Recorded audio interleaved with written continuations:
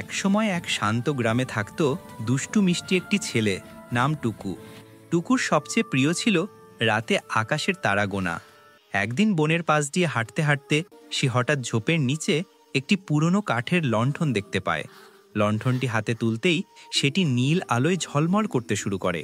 টুকু ভয় পেলেও কৌতূহল সামলাতে পারল না। সে আস্তে করে লণ্ঠনের বোতাম চাপতেই তার সামনে হাজির হলো একটি ছোট নীল রঙের জাদুকর প্রাণী, নাম তার লুমি।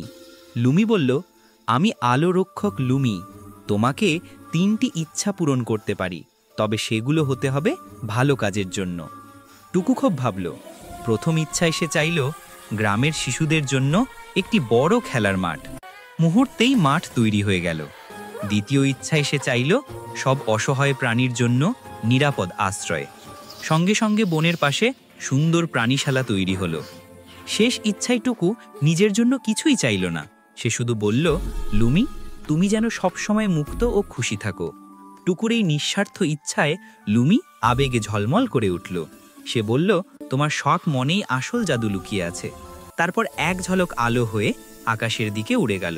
টুকু বাড়ি ফিরে দেখে লণ্ঠনটি এখন সাধারণ লণ্ঠন, কিন্তু তার মন ভরা জাদুর আনন্দে। সেদিন রাতে তারা গুনতে গুনতে সে বুঝল, ভালো কাজই সবচেয়ে বড় জাদু। ভিডিওটি ভালো লাগলে চ্যানেলটি সাবস্ক্রাইব করুন। ধন্যবাদ।